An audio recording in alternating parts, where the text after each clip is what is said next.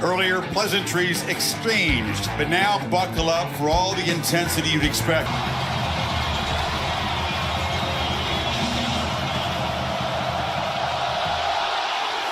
And Zirkle boots it deep in the end zone.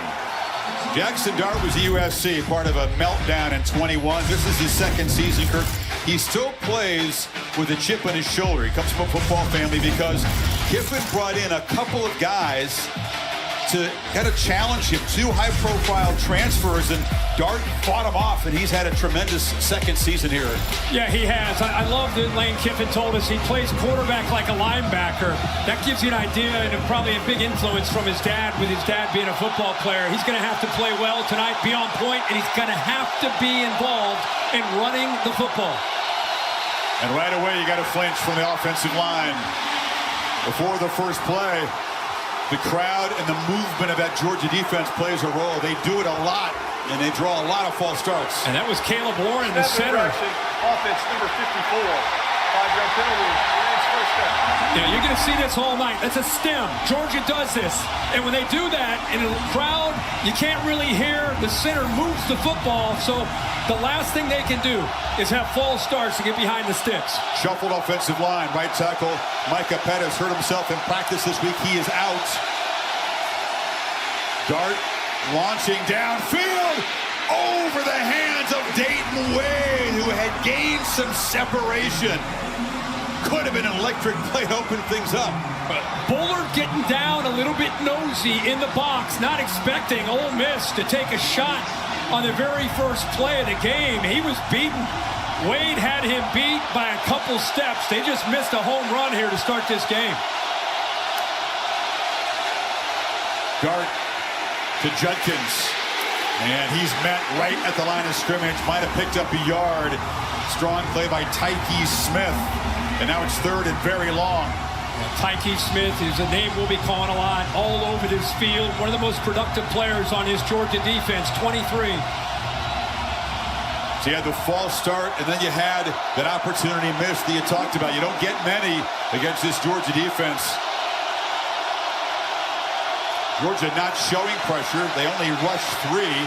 Dart steps up, flips it short, but a long way to go for Judkins, and he'll come up just short. Lowered the pads, but a half-yard shy of the marker, and it's fourth down. Jalon Walker missed him coming out of the backfield.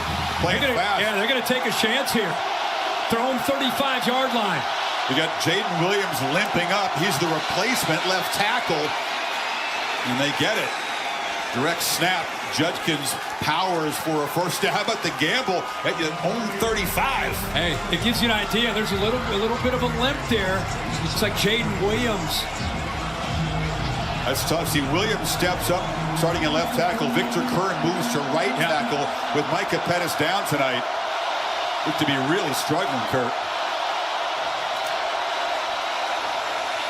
Judkins, the busiest running back in the SEC, leads the conference in carries, is third in rush yards. This is something to keep an eye on, because the way he was moving Williams, he's getting up now slow. And in fact, they're going to take him off the field. He tried to gut it out. Now they're going to end up moving Kern back to that left tackle spot. Eli Acker, number 73, a backup guard, is in the game. I mean, this line finally has been getting healthy these last few weeks, and now they have to deal with this in this atmosphere of this defense. Pitch on the edge. 2 stiff arms from Judkins, who is having a terrific season. Muscles through Dalen Everett for a first down. Well, last year in his freshman year, he kind of exploded onto the scene, and everybody was expecting huge numbers from him early this year. Their offensive line with a lot of transfer portals, they didn't have continuity. They had some injuries. But since the LSU game, it's been a different offense. Judkins has been able to do it. You can see the broken tackles and the yards after contact, and we saw that there to pick up that first. So crucial to get that first down, to get the offense going here. There's a keeper for Dart, and the end for about 3. Love his legs, and he's not explosive, but he's athletic, and he runs powerfully at 6'2", 220, and it makes that defense have to respect him, and it can open up different aspects of the pass game with the threat of his legs. He's run for 7 touchdowns this season. Slow developing play. Dart in the pocket delivers a pass, and he was in the grasp of Smile Munden. Stepping up, and the pass is incomplete. Yeah, you see him here. They only rush 3 and drop 8. Munden's just kind of reading the back. He sees no threat, so he's going to come in there on a green dog blitz and eventually gets to him. But give Dart a lot of credit. There's that strength we talked about at 6'2", 220, just to be able to get out of that and throw it away. So Judkins out. Ulysses Bentley is the back on this 3rd and 6. Pocket collapses. Dart takes off. And he'll make the first down and more with his legs. Scampers inside the Georgia 40. Jalen Walker had a chance but couldn't corral it. But look where Jalen Walker comes, Chris, and when he doesn't get home, look what happens. Nobody's on the edge. You're playing man-to-man. You play man-to-man against Jackson Dart, you better get your eyes turned around. No one's there to pick him up on that scramble. 14-yard gain. Now Dart delivers a sideline route. Wide open is Caden Prescorn, the tight end, who's come back healthy. Knocked down by Bullard, but it's 1st and goal, Rebels. Yeah, Prescorn comes in motion. Nobody picks him up. Nobody accounts for him. He did a good job of selling it and getting behind the true freshman, Raylan Wilson. But this is Ole Miss right here on the attack. He's down on one knee, Kirk, the tight end, after making that reception. They picked up 33. He's just been getting back after a knee injury early in the season. Missed the first 3 games. One of the tight ends who came out of the portal from Memphis.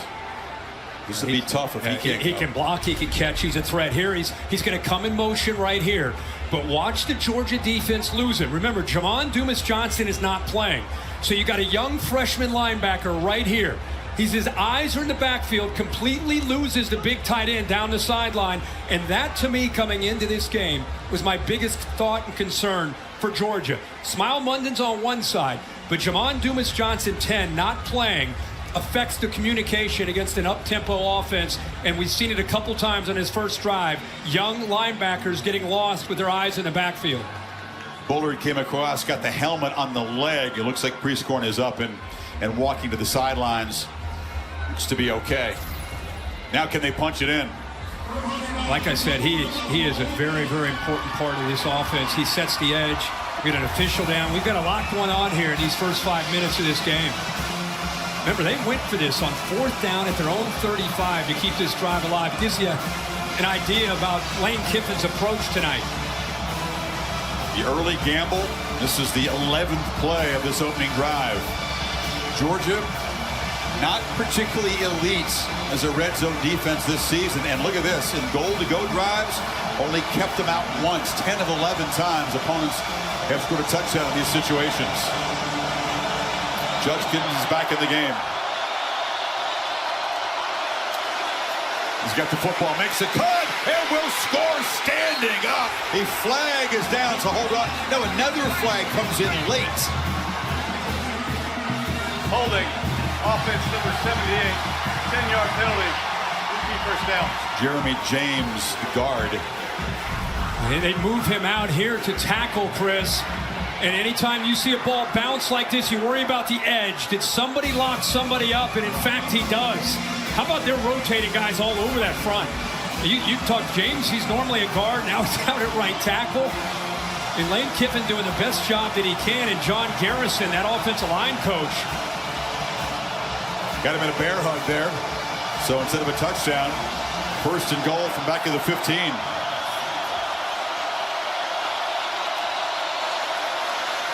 Judkins makes a cut and scores anyway. Call it back. Take 2 is a touchdown. And the Rebels right down the field, 75 yards. 15-yard touchdown run. Remember we talked about the offensive line moving around? I want you to watch the blocks by the left side of this offensive line. Watch them be able to get this outside stretch play. You talk about getting a hat on a hat here. Good job by the receiver picking up the safety there, Bullard. And there's that tough downhill running by Quinshon Judkins. You talked about the offensive line, which is reshuffled. Guys playing out of position, guys stepping up. How about that performance against this Georgia defense on the road? needed to start fast coming in here. He sure did that on that first drive. Early gamble by Kiffin, and the Rebels cash it in.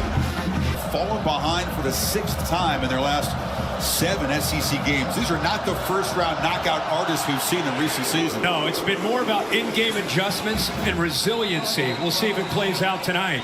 So Carson Beck, when he was in high school, was in the same Elite 11 quarterback class with guys like Anthony Richardson, Bryce Young, and the probable Rookie of the Year in the NFL, C.J. Stroud. So he's been around for a while, and he's been here at Georgia for 4 years. Redshirted in the COVID season. It was a crowded quarterback room in 2020. He waited his time. Didn't really have a high-pressure snap in his entire career until this season, and he has played brilliantly, and he's shown us why Kirby Smart had no worries about him. And Bowers is in the lineup to start this game at tight end. It's a welcome sight for Georgia fans. Dejon Edwards gets the feed, and he powers ahead for 8 yards on first down. Oh, Carson Beck, Chris, I'm glad you said he waited his turn. You just don't see that a lot anymore. You just saw the Elite 11. Most of these guys, after a year or two, they're gone. He didn't blink. When we talked to him about it yesterday, he said, I wanted to play here. I wanted to be a part of this great program. I was able to learn a lot from Stetson Bennett, who's back to watch this game, and had a chance to really grow, and I get a chance to play with so many great players. So tip your cap to a guy like that. Second and short throw, near side, catch made by Ra Thomas. The transfer from Mississippi State, and the Dogs move to 6 across the 40. So Pete Golding's the defensive coordinator from Ole Miss, and he doesn't have the corners to lock you down in man-to-man, which is what he would like to do. So he's a bend-but-don't-break style this year. Wants to play zone, wants to keep the ball in front of him, try to make you kick a field goal down in the red zone. But they're going to give up some yards, obviously, through the air. Meanwhile, Mike Bobo, the former Georgia quarterback in the 90s, back for his second stint as the OC here. How great is that? Bowers and McConkey together on the same side. Georgia fans haven't seen that all year. Beck worked that direction. Nobody open. Comes back over the middle, and the catch is made by Thomas, who slips a tackle. Offers a stiff arm and is dragged down at the 11 by Trey Washington. I just talked about how they play a ton of zone and they go to man-to-man. And this is why they don't play a lot of man-to-man. Heck of a throw by Beck. Good adjustment back. And then yards after the catch. I was on the field before the game. Talked to Golding and Lane Kiffin. How do you feel, man? What's going on? What do you think? Man, we got a tackle in space. No yards after the catch. And here, early, Thomas makes a big play, and now he's off on the sideline. And Jarrell Stinson looked a little bit overmatched in coverage. That's a 44-yard gain.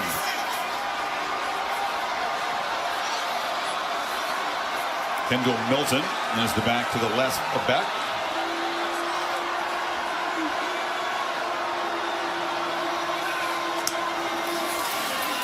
Pump fake by Beck. He's looking for the end zone. Fires to McConkey, and it's incomplete.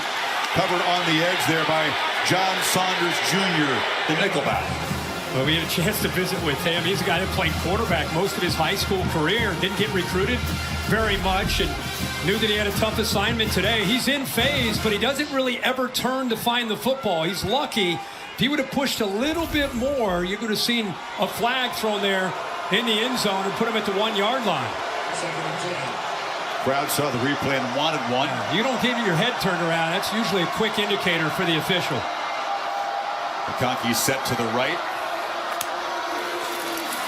Beck looks that direction, fires underneath to Milton. Bouncing off people. It'll be first and goal, Dogs, as they quickly try to answer the Rebels' touchdown here. Dejon Edwards is known to be the quick back, and they got a healthy Kendall Milton now to be the guy that can come out of the backfield. Great hands, and this is what he brings to the table. Almost lost that football after that hit. Helmet right on the ball. Is able to hold on to it right there. Looks like it almost came loose. Holds on to it. They have a nice 1-2 punch in that backfield with quickness, with 30, and then the power with Milton. He's a tackle breaker. A lot of yards after contact. They're both in the backfield now. Milton in front of Edwards.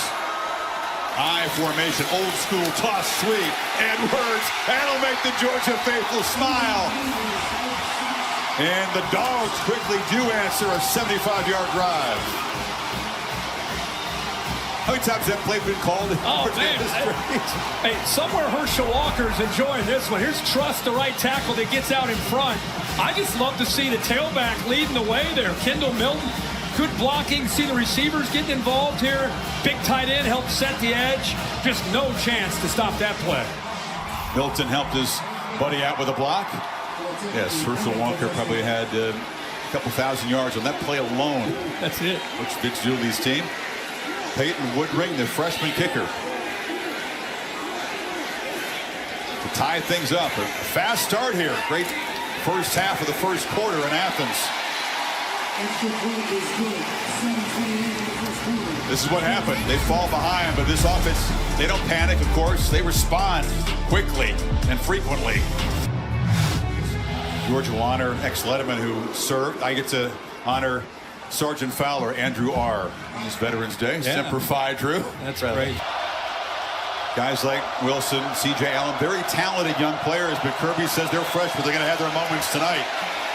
Dart across the middle, low throw collected by Dayton Wade, former Hilltopper of Western Kentucky. They got two very productive receivers out of the portal. Wade and, of course, Trey Harris from Louisiana Tech. They've done a great job this year. And again, the first down for Ole Miss ignites their tempo.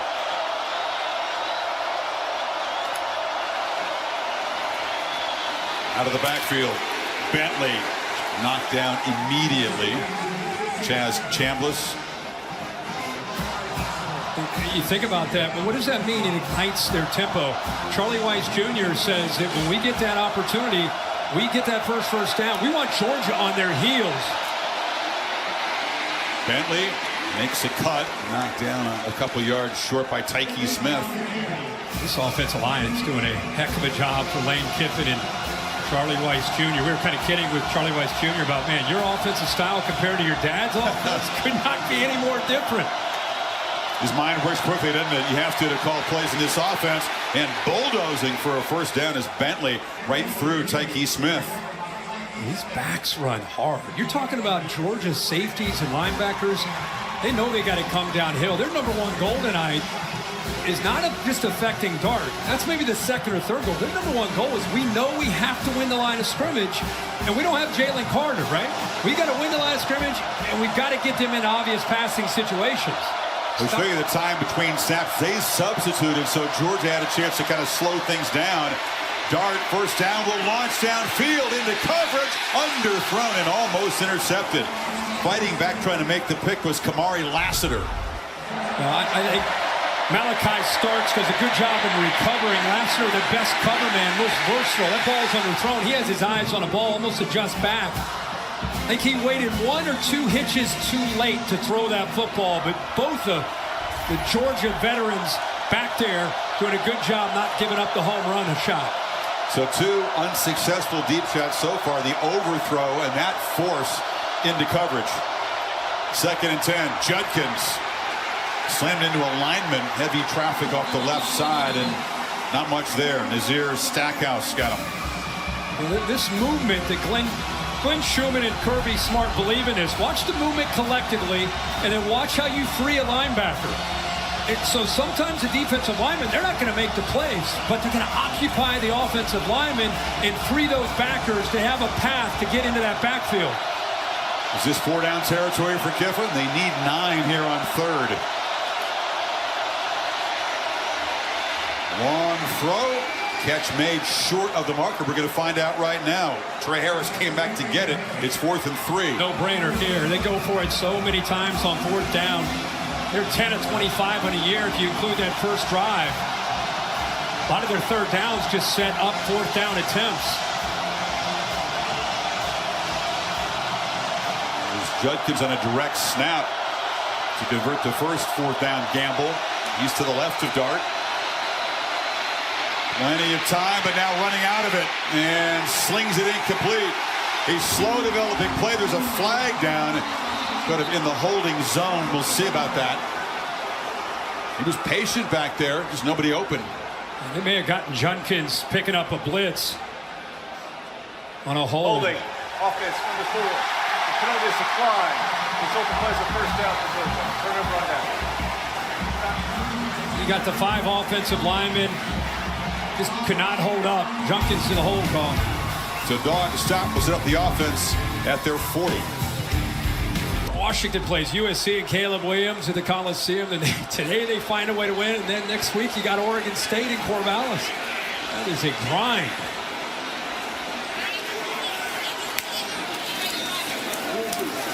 Edwards slams forward after about 7. It is good to see Brock Bowers out here. They haven't targeted him yet, but that figures to happen soon. Oh, yeah. You're talking about just a freak of an athlete. You know about his work ethic. He's like a TJ Watt or a JJ Watt kind of guy. Doesn't say a lot. Just shows up as humble as you could ever hope for. And I think he has a chance to be one of the elite, I'm talking elite tight ends, not just in college football, but when he goes up to the next level. I think he steps right in and stars. Oh, yeah. Doesn't blink. Again, projected top 5 pick. Handoff inside. Edwards into the secondary. Rumbles down inside the Rebels 30. The ground game is cranked up. 22 more yards. We're talking about guys coming back. How about having a big tackle, Marius Mims back. Nice job on that right side, just opening that hole up. We talked about Milton brings the power. Edwards brings the quickness with great vision. That time, great acceleration through that right side. And Mims brings the bulk. 6'7". They list him at 330. There's no way. He's way north of that. A very large human. And a projected first-round pick is back in the mix tonight. But the Dogs getting healthy. Beck off the play fake. Right down the seam. Caught for a touchdown by McConkey.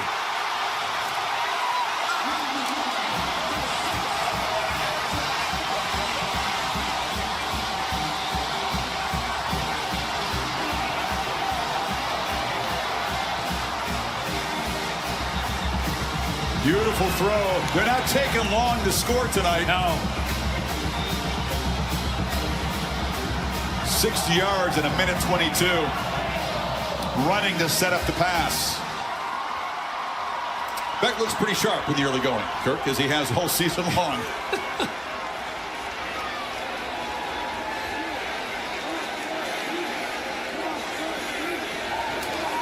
And Woodring makes it 14-7. Take us through the AT&T clicker here. You're going to love this. Look at who you have on the right side together. Bowers and McConkey. Watch how the safeties are impacted by 19. Watch how they go to the middle. They want to take him away. 2 safeties take him, opens it up for McConkey, and he throws an absolute seed for a strike. Nice job at the stem of that route, pushing him a little bit outside, and with all the attention of Brock Bowers, he got exactly what he looked. Did a nice job of looking that safety off as well, giving him just a little bit more room. Stetson Bennett, a lot of great players. This is what they thought they could be. A little different. They don't really have an explosive big playback, but they can certainly grind it out. And they got speed and craftiness for Beck to sort out. I hear you, man. I'm an old-fashioned guy. Just put on the scarlet and gray. I'm with you in this case. Judkins cuts it back, dives forward. You think Ohio State fans, by the way, today, Kurt, noticed what happened in Happy Valley? Wolverines looked very impressive. They did. You kind of sensed they would be on a mission today with all the stuff going on around that program, and they showed up. Judkins again around left hand. And they are a great perimeter run team, Kirk. That plays into a weakness of this Georgia defense on the edge for some reason. Yeah, we saw Auburn run the outside zone play. We saw Missouri last week run the outside zone. And it's smart. You're not going to run the football in between the tackles against Georgia. If you're going to run anywhere, you better get to the edge of this defense. Giving up almost 6 yards a carry by opponents when they run outside of the tackles. Everybody's taking note. Dart. Right down the middle, and the catch is made by Jordan Watkins, and the Rebels are threatening again. And they're attacking those young linebackers. Allen was in coverage, but talking about Watkins, who is so dependable, got right behind the young freshman, and a great throw by Dart. Judkins cuts it back. That's 2 33-yard pass plays already by Ole Miss. Yeah, and I think it's a quarterback that's seeing the field really well, and he's complimented by running the football. Set it in the open. We're going to keep talking about it. Dart's going to get a lot of attention tonight, but it's Judkins, it's the offensive line, and it's the running game. Because you create one-on-one chances for Dart with 3 really good receivers and a tight end that can win those one-on-one matchups. Georgia's Achilles heel or question is the secondary, especially the corners. Dart keeps it, pitches to the sideline, fighting back, trying to get near the ball is Dayton Wade, and he draws a flag. Julian Humphrey, one of the corners. It's a question mark tonight. The Rebels think they can attack a couple of these Bulldogs corners. Yes, they're going to go after 6 and 12 when they get them one-on-one, and they think Watkins and Harris and Wade can win. He's beaten there. Defense number 12. 15-yard penalty from the previous spot includes an automatic first down. Yeah, they grabbed the arm and he turned Wade, and that's going to draw the flag most of the time. Not every time, but most of the time. Really smart by Lane Kiffin to find matchups that he feels like he can win.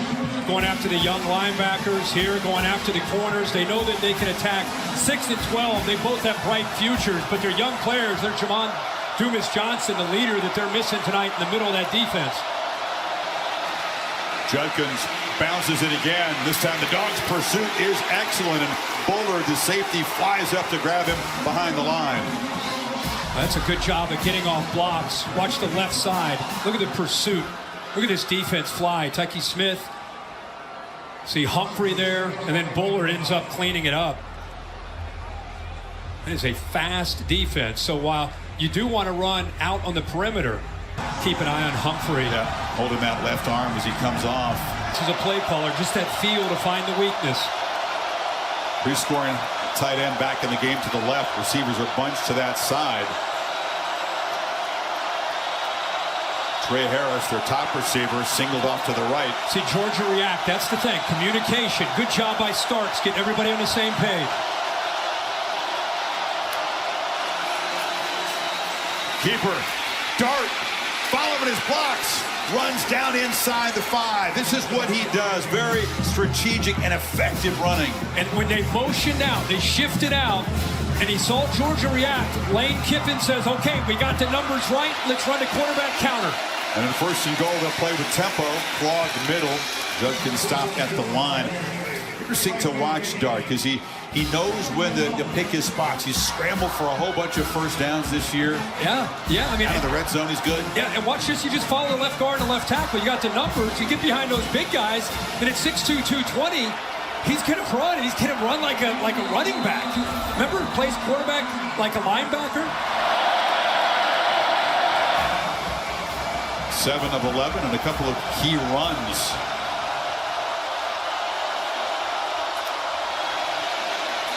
There's another keeper. Patiently cuts back. They were ready for him that time, and he's wrestled down.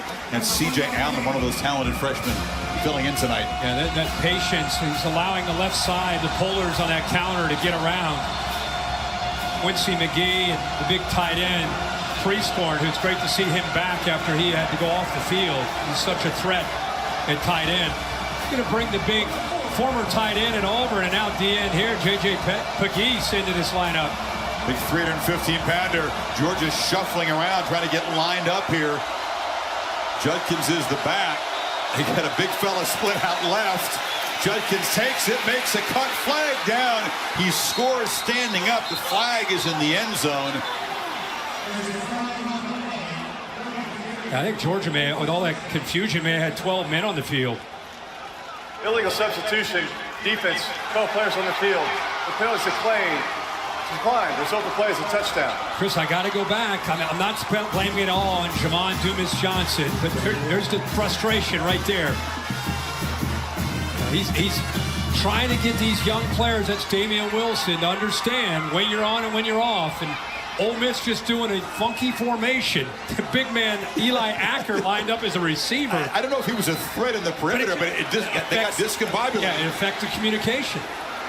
You're calling some names that even hardcore Georgia fans are saying, wait, he's in there? So 2 touchdown runs for Judkins. Busy is back in the SEC. This was easy. Yeah, 12 men on the field and 4 still is able to get behind those blocks and then get north and south. Kidding me? 14 apiece. Kiffin like that one. Matty, thank you. 14 apiece here. Another SEC opponent has come in here and says we're not intimidated by the big winning streak for the Bulldogs, and they have battled. Stetson Bennett honored. That's the Burlsworth Trophy. Goes to the top player who was a walk-on to begin the career. He won it twice. Brief visit with him on the field beforehand. Said we're pulling for him. I mean, one of the most decorated players, not just in Georgia football, but those back-to-back national championships.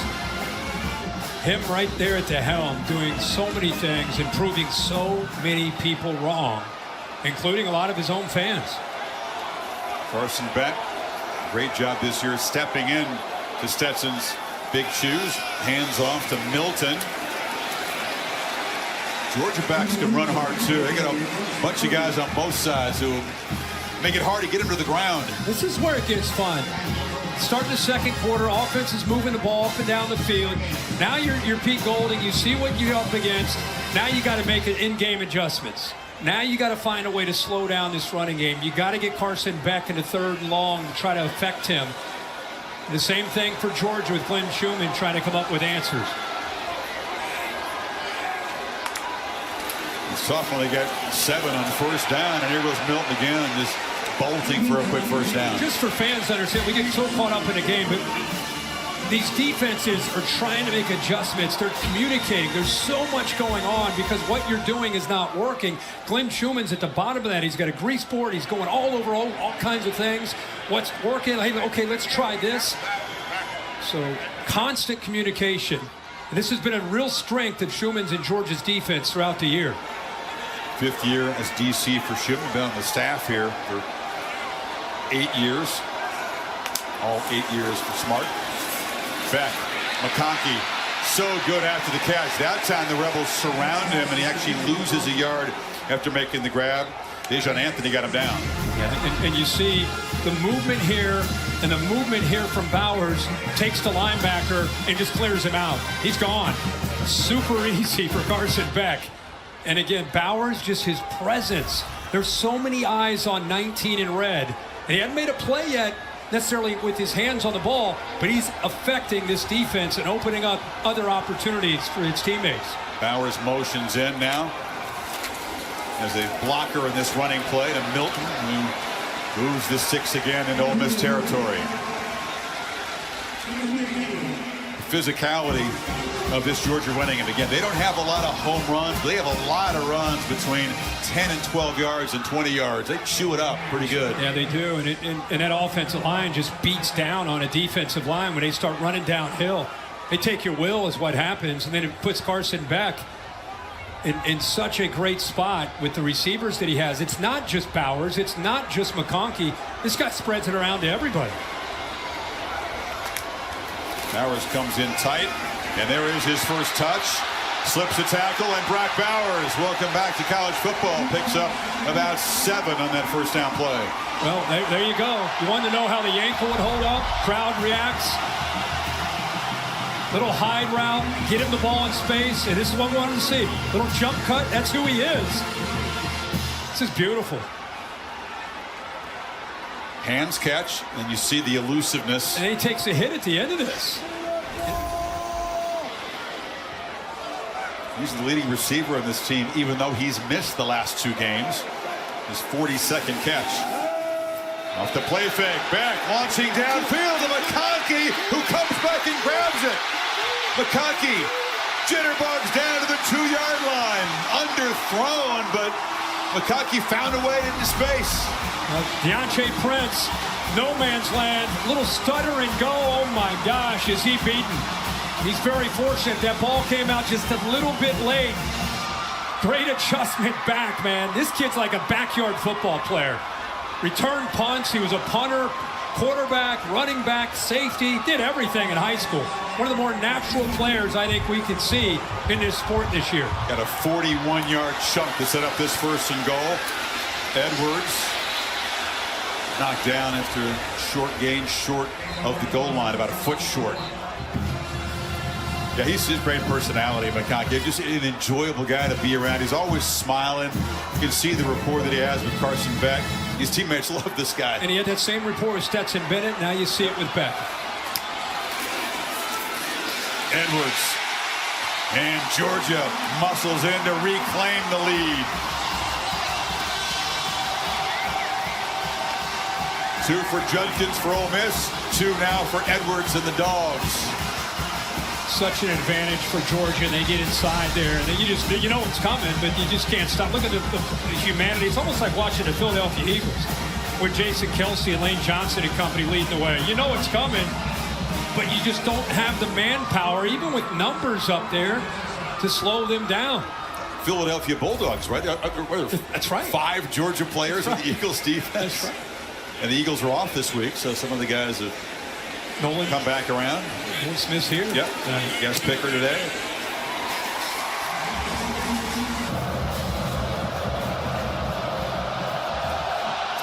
Zirkel's boot once again at the back of the end zone. Talked about, Kirk, this Ole Miss up-tempo offense. When they get the first down, they can crank the tempo. The middle drive there was stalled at the Georgia 40. The other 2 were touchdowns. Yeah, you get into plus territory, came up a little short of that 4th down. Look at Charlie Weiss Jr. Just watching him tells you how they call plays. We should almost, some point tonight, watch how he does that after the ball is placed and how quickly he's already communicating to get that play called in. Even Lane Kiffin has told me when it comes to Jeff Levy and Kendall Briles and watching Charlie Weiss, it's almost like he's like, people think I'm a savant. These guys that do this quick huddle stuff, they're the savant, the up-tempo offenses. There's that Georgia stem before the snap. Ole Miss doesn't get the penalty, but they get home on the sack. The ball comes out, knocked loose. C.J. Allen and Tramel Walther got him. Well, Stackhouse wins with his hands. Great job in the middle. He had the big interception to seal the win last week against Missouri. He's a monster, 320 pounds. That ball did come out. Jeremy James jumped on it to avoid the turnover. Not on schedule now, Kirk, 2nd and 20. Oh. Man coverage took away every receiver and allowed the big man Stackhouse to get home. First sack for either side tonight. And the crowd has come to life. Dart took a peek downfield and then just gets swallowed up by Walther at the line of scrimmage. This is the Georgia defense in this series these fans are used to seeing now. What a job here. You're right. What a get off there. Ole Miss just overwhelmed. First time we've seen it tonight. Crowd's really into the game right now. And the offensive line losing that battle. And I think it's just a quickness up front, especially on that last play by Walthour. Tyrion Ingram Dawkins in there. Got the pass rushers in on 3rd and 20. And then just hand it off. That's kind of a, you got us this series. Judkins grabbed by Damon Wilson. A 3-and-out for the Rebels. Backwards 3-and-out. That's what Kirby Smart and Glenn Schumann, when we talked about, they go to the sideline, they try to make adjustments. Well, that adjustment is just, we're going to be better than you at the line of scrimmage on this series. 3 straight plays, the D-line dominates. Frazier is in the punter. It's a low boot. And a flag is down. They hit him after the punt. Muse made the fair catch, and we'll check the contact. There's no foul for running into the kicker. The kicker was outside the tackle box. First down, Georgia. Well, he's an Aussie, and if you roll out and get out of the traditional punter's position, they can knock you down. They did. So no flag. It was a low boot. South Carolina, you want to tune into that one too. They have the best freshmen in the country. Malaysia made a big splash in Paris this week. Ali never takes a day off. No. Paris. Are you kidding me? No. Hoops tomorrow. UConn #2 on the road early. So Georgia trying to make it a 4th straight drive to the end zone. And Beck across the middle. And there's Bowers. He was pretty well covered, but he found some space and moved it inside the Rebels 45. He can beat man, and he can also settle into that soft spot in the zone. Safety sinks. Now he just settles. It's a nice little option route to be able to give him a chance to either get upfield or settle right there. He comes back to the ball beautifully. And Carson Beck has got to love to see his guy running the football. Love that play call, too, on 1st and 10. They've been running so much. 19-yard chunk there for number 19. Georgia, by the way, averaging almost 13 yards per play. Is that good on offense? I think that's pretty good. 21 points in Ball start. Offense. 19 plays. Everybody move with the center. 5-yard penalty. Remains first down. The leader, Big Sed Van Pran, veteran guy who's played in so many big games, just didn't snap the ball. They get behind the sticks. Don't you feel like this is a pivotal point in the game? Georgia went right down and kind of body blowed them with their offensive line, scored. Then their defensive line took over. Now you got Ole Miss's defense back out there on the field, down 7. I think you're right. And I think Mike Bogo, they sense it. This is attack mode. You get Bowers involved, he gets a chunk play. The penalty moves him back, and the short gain will make it 2nd and 13 here. It's a chance for this Rebels defense. Yeah, you just can't get behind the firepower of Georgia and put yourself in obvious passing situations against that defense. The Ole Miss defense, see 3 times, 3 touchdowns on 3 drives. They've got to step up here and make a play. Haven't got Georgia to 3rd down yet. This could be an opportunity.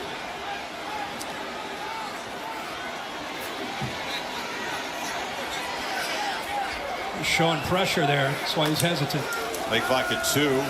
Beck coolly checks it down and finds Edwards, who spins into 1st down territory there. Looked like he was going to go out of bounds, but spun in front of DeAndre Prince. Beck sees this. He says, all right, I'll just have an answer for that. Go ahead. Bring that blitz. It's almost like just a quick hop out in the flat. No problem. You get the ball out to Edwards in space. No longer behind the sticks. You study all these analytics for quarterbacks, all these different categories. Beck is very good against the blitz this year, in part because Georgia picks up the blitz so well. Dylan Bell in the backfield. Beck keeps it. Little trickery there, and he's just going to roll for about 7 yards. They have their foot in the gas here, don't they? They do. Yeah, they're in attack mode right now. And you know, I've been really impressed with what he can do. Carson Beck, this is Pete Golding trying to communicate with his defense, but Beck, he's not Stetson Bennett with the speed, but he can run enough. There's 7 yards on 1st and 10.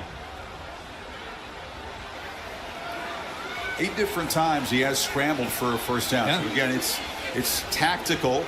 It's not electric, but effective.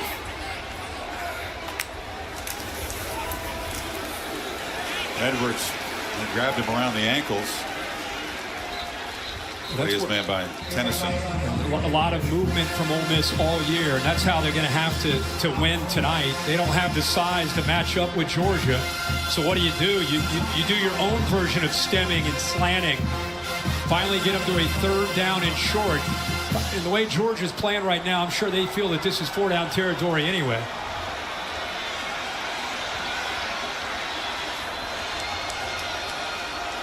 Milton is the back.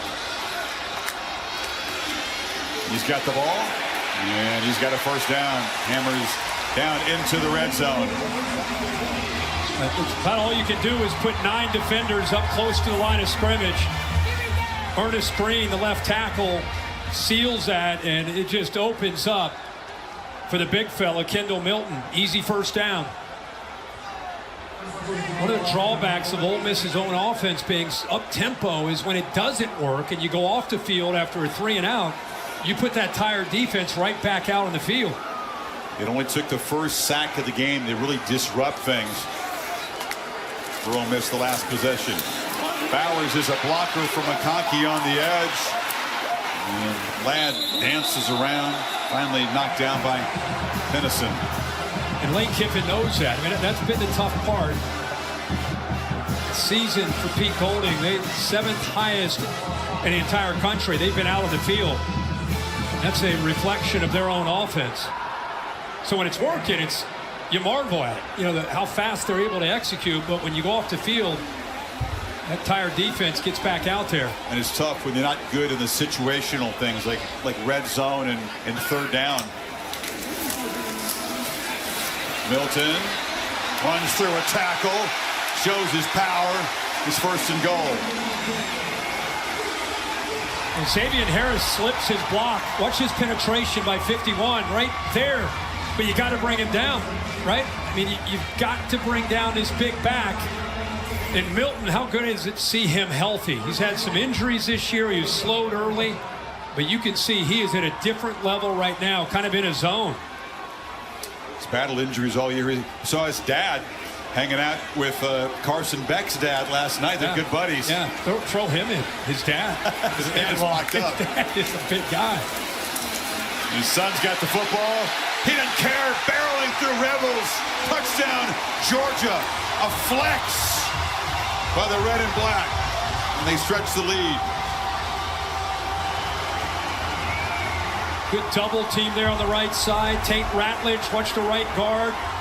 Helps there, tries to get up to the backer, but he just presses the line of scrimmage, gets behind that line, and then works back to his right, just getting the grass.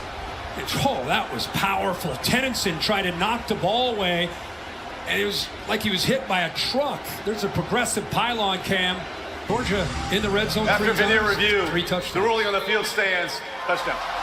Don't judge Georgia on who they've been the first half of the season. You start judging Georgia right now that they're healthy. A bit like Michigan, right? They had a weak schedule strength. Who have they played? They're starting to play people, and they keep beating people. The Canes hung with the Noles, but Florida State continues to chase a perfect season. And this kick will not go out of bounds, but be grabbed by Bentley inside the 10, and the flag comes out. The Rebels will be backed up. The flag is way up at the 32-yard line, so this may further back them up. It's on Mississippi. At the distance, put the ball at about the 5-yard line. Holding, receiving team number 16. The penalty is half the distance to the goal. A first down, Ole Miss. Backup safety Julian Humphrey is not going to return with a left shoulder issue. They do have some depth. Judkins runs for a first down. The guy they call Pop, Jamon Dumas-Johnson, is a key part of this defense. He had a rod inserted in his arm. They hope to have him back for the postseason. They make that playoff run. Yeah, and in the meantime, these young linebackers are going to play and going to have to grow up. Right now, C.J. Allen is out there. They're going to get better with each rep. It's not about talent. It's about experience. You lose a real leader. Well, Dart now some breathing room. Checks it down to Judkins. They come up and knock him down right at the line. That was Kamari Lassiter and Smile Munden. At minute 30, keep in mind, Georgia gets the ball to start the second half. So this is an important end to this first half. Georgia's defense only allowed 16 points all year in the third quarter, so you don't want this game to get away from you. Almost okay working clock. Yeah, no urgency for Kiffin. And now Dart will throw downfield. Launched and intercepted. Javon Bullard tracking the ball from his safety position with the first takeaway tonight.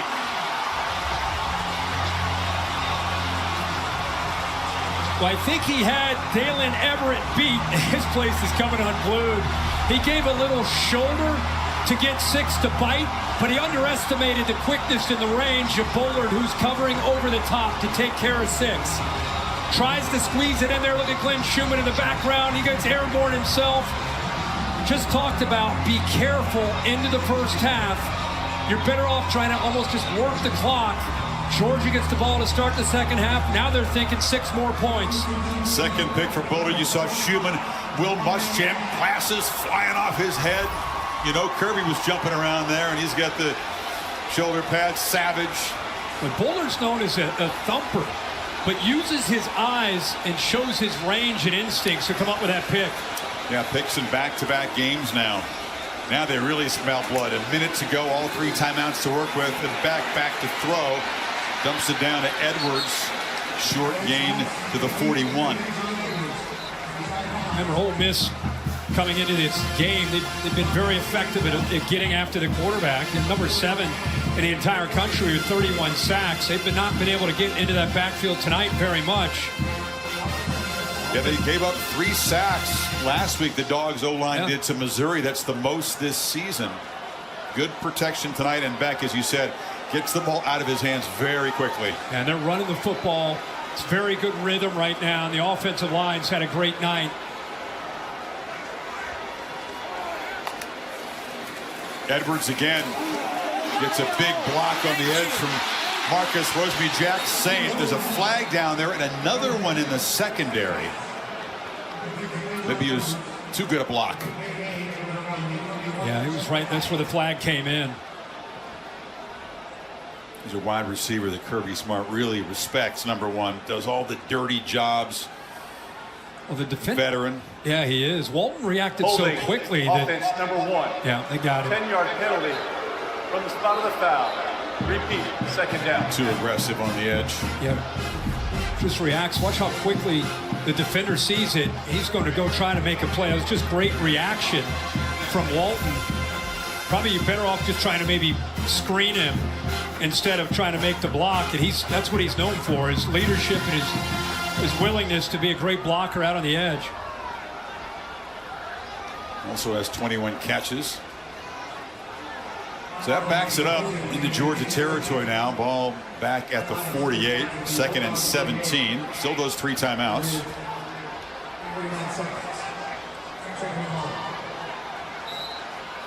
Bowers off the slot left.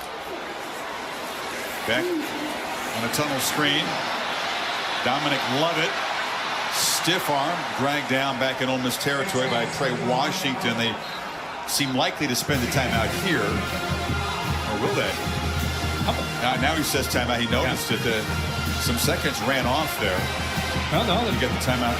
No. I thought he said, I read his lips and he said timeout. They don't spend one. I don't know why. Down inside of 20 seconds. Catch made. And Lovett gets down. That's inside the 30. Down to just 12 seconds. I'm confused by the clock management there, frankly. Yeah, this is an example, though, of how they spread you around and find ways to get others involved. Lovett, the transfer from Missouri, is known for kind of like McConkey on the other side. Works the middle of the field and so quick after back-to-back plays, so quick after the catch. See how the defense reacts. They love the creases. They love to hit the seams. Conkey and Bowers are to the left. Beck is looking instead to the right. Fires right down the seam, and it's incomplete. And intercepted it. Yeah, ball got the tipped. Hands of Dejon Anthony. A takeaway. Yep. Ball's thrown late. Tries to squeeze it in, and it hits the hands of Lovett and then goes right into the air. They're fortunate to come up with that interception. You had Saunders in coverage, but the ball hits the hands of the receiver, Lovett. He had him beat at about 15 yards downfield, but he waited. Made it much tougher of a throw, so they miss an opportunity there. So the takeaway by the Rebels keep this lead at 14 in the break. Saunders in coverage there. I said, you have a very famous gentleman who was my mentor, our great friend John. I used to tell people he was my grandfather. Exactly. He is not, but I enjoy the story. So it could have been even worse. The dogs were barking there and moving, and then they get a little lackadaisical with the clock management, and the takeaway by Anthony keeps the lead at 14. But I think the big thing is he came in trying to be a bend but don't break defense tonight. He's going to have to get more aggressive, which is it's either going to work out or you could potentially give up some big plays. Here's the mark of a fighter moment brought to you by Modelo. And this is what we're talking about is you're overmatched up front. Georgia's doing a good job. Xavier Trust leading the way there. Some good blocks by the tight end there. Oscar Delp just really getting manhandled. Into this second quarter is where things started to change. And not only that, between Edwards and Milton, good tough running right here to end that drive with a touchdown by Kendall Milton. So it's been a little bit of everything from Georgia. We didn't even talk about Carson Beck, 13 of 15, 214 yards. So very balanced approach. Did have the one pick at the end of the half off the carom there. His first turnover in the last 3 games. Beck on the move and almost threw another pick. Boy, trying to get the ball to Ra Thomas. DeAndre Prince came back and had his hands on the ball. Prince made a good play on that. Undercuts that throw. I think he may have predetermined where he wanted to go with his football. I think he thought 7 was going to continue downfield, but instead he comes back. That's just having your eyes on a quarterback, and what he's telling Lovett is, hey, I'm trying to bring you back because of that coverage. Look at me.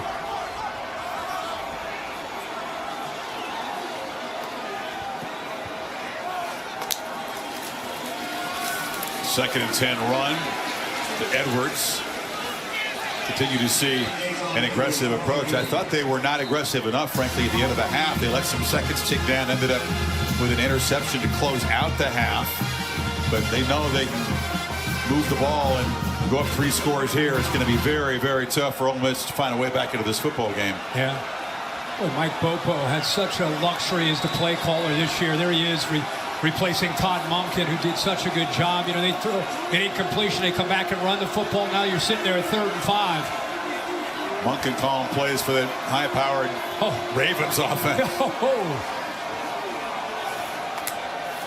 Three receivers bunch to the right. He throws back to the left. It's a fastball off the hand of Bell, and it's a quick stop for this Rebels defense.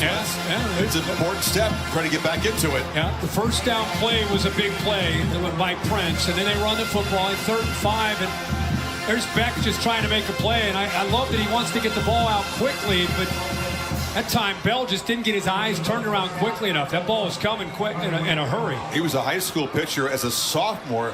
He was kind of modest. I threw it 94, 95. His dad says he got a whole lot of letters from Major League Baseball teams. He had some offers to play SEC baseball, but he said once Alabama and others started to offer him in football, better concentrate on quarterback. Broke the streak of 11 straight completions, and now Brett Thorson gets some action tonight. They haven't returned a punt against him all season long. Another fair catch made at the 28 after a 41-yard boot. Holly? Well, Lane Kiffin told me they've been trying to get some rhythm in that offense, but the injuries on the offensive front are starting to really add up. He pointed out that they are on their 3rd right tackle, and not having that consistency on the front is impacting their offense right now. He said, we're going to have to go to the quick throw game, be very quick and decisive with our throws, because they don't have the protection and the continuity that they need up front right now to be firing on all cylinders. That's a good point, Holly. Judkins made some traction earlier. He does have a couple of touchdown runs, but the running game really slowed down in the 2nd quarter. They feed him here. There wasn't much room in the middle. He kind of plows ahead for a few. Yeah, that's tough. That's tough to do. Where he was having his success was on the outside stretch play and not bouncing it too far, but getting outside and then feeling it and then getting north and south. Remember, we said in the open, if they're going to compete, number 4 is going to have a night. Dart dodges pressure and is out, dragged down. C.J. Allen, the hyped freshman, makes a play. They put the center in a tough spot because a blitz here, a late blitz here, and watch this. He starts to his left, and then he gets back to his right, and both the linebackers end up coming in to sack the quarterback. Let's see why they're so excited about that freshman Allen. Dart incomplete, trying to find Jordan Watkins, covered by Takey Smith, and it's a quick 3 and out for the Ole Miss offense. Well, it was all about the offenses in the first half, and here a couple of 3 and outs. Ole Miss, when they finally get a stop, man, their own offense has got to capitalize and unable to do so. That felt really important right there. And now it's a fake. Zen takes off, and he just rolls. Nobody paid attention to the punter. A flag is out, a couple of them very late. That looked like it was a scuffle along the sidelines. Kiffin can't believe it, but Georgia just peeled back and forgot about Zen. Just nobody on the edge. You know, maybe Lane Kiffin, who got so excited, I don't know if he ran into an official. I mean, he's over there jumping up and down because he sees it's going to work. He was maybe it's just, though. Yeah, he got it. He's going to. Maybe it's just going to be a warning. The result of play is a first down for Ole Miss. After play, personal foul, unnecessary roughness, kicking team number 9. The 15-yard penalty be enforced. It'll be 1st and 10 for Ole Miss after enforcement. So the fake is successful, but it does back him up at 15 yards of field position. Hugs all around for the Aussie. Now, you laugh about the Australian punters, but yeah, they're used to running around in that sport down there. If you see it, take it. I don't see a number 9 on the field. I think it was number 12. They grabbed a face mask and threw a guy. I saw that on that last replay. Well, they watch football down in Australia. It's the wee hours, but they enjoyed that run by Frazier. But the penalty, instead of being in midfield, backs him up to the 35. See if that's a spark they needed. Judkins. Again, it's the middle, but there's just not much room. Walther clogging things up. Lane Kiffin rolling the dice here. We've seen him do that. And things you have to do to get back into this game. So they pick up enough yards, go backwards after the dead ball penalty, but they keep the football. Poised in this offensive line, and Jackson Dart being tested in front of this crowd. Patchwork offensive line. 2nd and 8 handoff. I don't know. There's just nothing there. Walther back-to-back plays, just swarming Judkins. Sets up a 3rd and long. That defensive line, they're just eating up those eating up those offensive linemen. There are very few people over the last 3 or 4 years that can run the football between the tackles against Kirby Smart in this Georgia defense. I know Jalen Carter's not there. They don't have maybe the superstar first rounders, but they got a lot of solid dudes. Size, and they can eat the blocks. They rush 4, Dart retreats, and now lofts it downfield, and it's off the outstretched hands of Jordan Watkins. Bullard in coverage, and it's 4th down again. He had a one-on-one matchup, and he had it against Bullard, who had a big interception. But he has to throw it because of the pressure off of that right foot. Looks like he does stay in bounds. I thought initially maybe he had stepped out, but his heel stayed up. You saw the facial expression from Kiffin. They get the stop finally for the first time, get the ball back. Then they get the fake punt, but the penalty backed him up and killed some momentum. It's an excellent punt. Muse backtracks all the way to the 10. 51-yard boot, so he faked it, and he pounds the ball. There's a flag again. Yeah, right into line of scrimmage.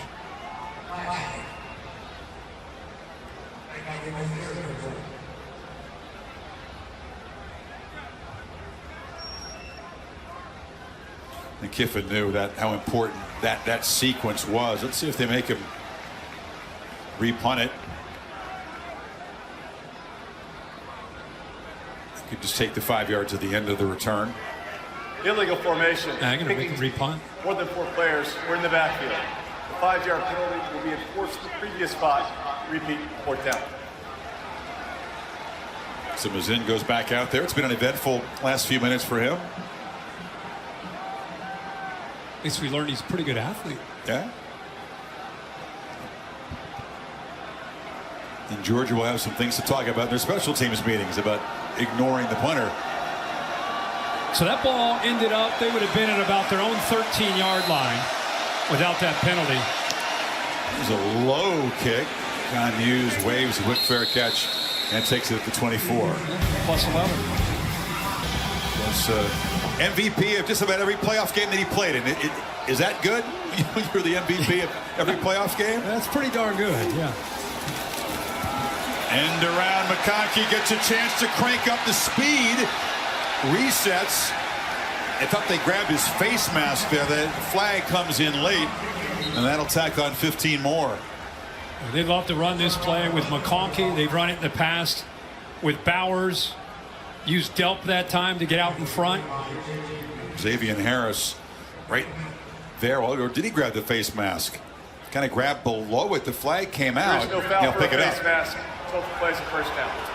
Appeared to be, but kind of skimmed the bottom of it there. Still a 1st down. Boy, McConkey, there's NFL scouts here. There's plenty to look at in this Georgia team, but you really feel like this is a guy that, on Sundays could be really, really effective slot receiver. Oh, yeah. I mean, he has so many good instincts, reliable. Hunter Renfro's had a good career at that position in the league, but McConkey is a little twitchier, a little speed. Yeah. Back off the play fake, right down the middle. Rosemy-Jacksaint makes the catch and is slung down at the Ole Miss 41 by Anthony, but Dogs on the move again, 32 more. So you got a receiver here and a receiver here, and then you need protection. Look at the offensive line. Look at that pocket, and then look at that throw. Great accuracy. And he puts that right on the money and gives Rosemy-Jacksaint a chance to do something after the catch. That defensive coverage on the back end there just lost with that deep crossers there downfield. Playback gets the rhythm back after 3 straight incompletions. Looking to throw again on first down. Dodges the pressure in the pocket and takes off. Pretty good acceleration. He runs right near the first down marker. It is a first down at the 32. Now these linebackers, that's the biggest concern, I think, for this Ole Miss defense is what do we have at our second level? Look how they're afraid of the deep crossers. Look how far back they are. Backs turned, and good recognition by Carson Beck, who again has that athletic ability to take off. Correct. So I thought they were waving the change crew down. Instead, it's about a foot short. And they'll pick it up here, and look out, Milton bolting, gone.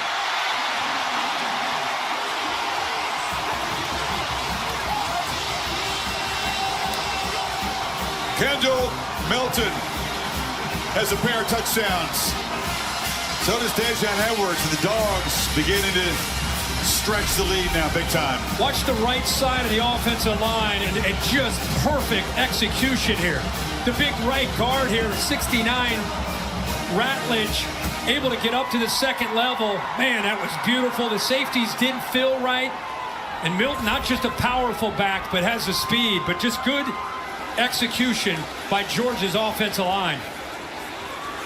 Rebels just the one loss this year. They lost in Tuscaloosa by 14. This is the biggest deficit that Kiffin's team has faced.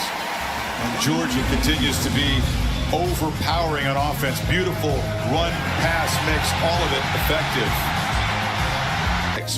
Where's the Pac-12, Coach? Yeah, where is I'm going to put them in there for myself. I guess they figured that the Huskies and the Ducks, and they might cancel each other out. You got this one, you mentioned at Tennessee. Tennessee loses today. You got Georgia Tech and Alabama in the SEC championship. Judkins had some success in the first half on the perimeter. Let's see if they can get him back out there again. Bullard knocks him down, a solid gain. What makes it amazing is this defense. They've lost 19 defensive players over the last 3 years to the NFL, 8 in a first round, and here they are again. Short game for Judkins.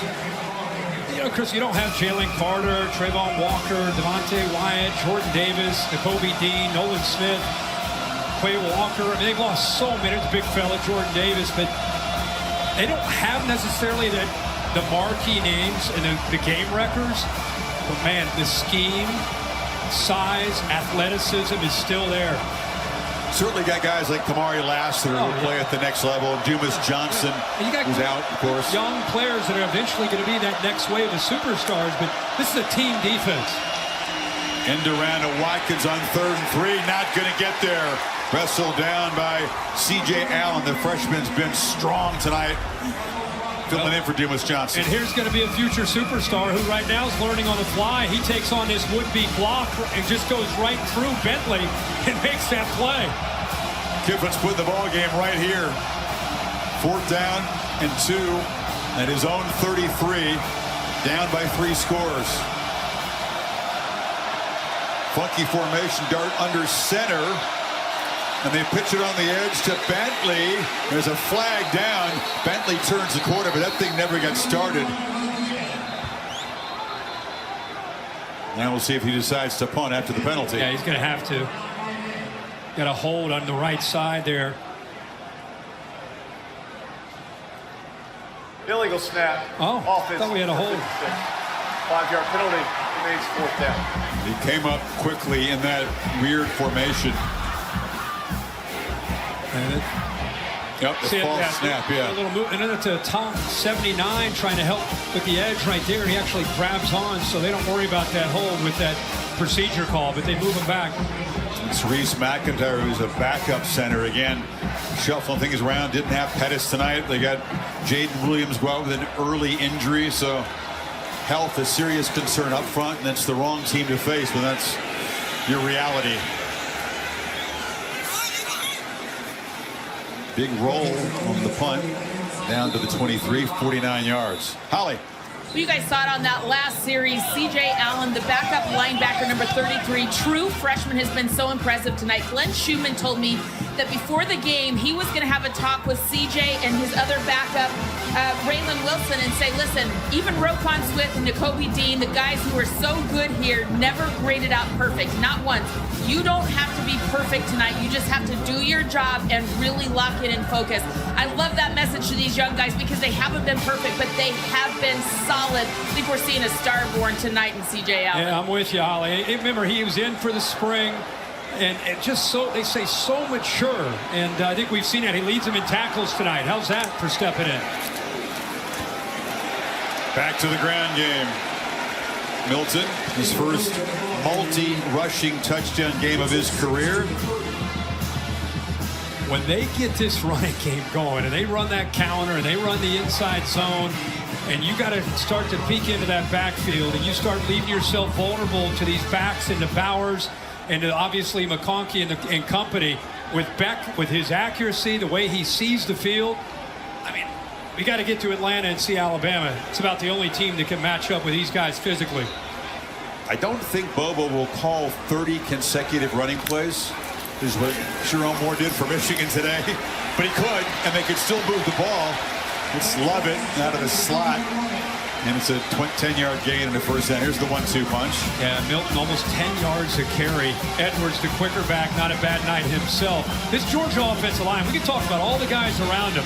Have not allowed a sack tonight against the number 7 team in the country at applying pressure, and the 8 yards a carry.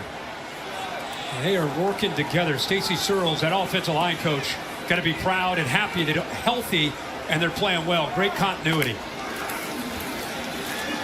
Beck flips it down. Left alone is Edwards. And he's down near the 40. A flag out late in the play.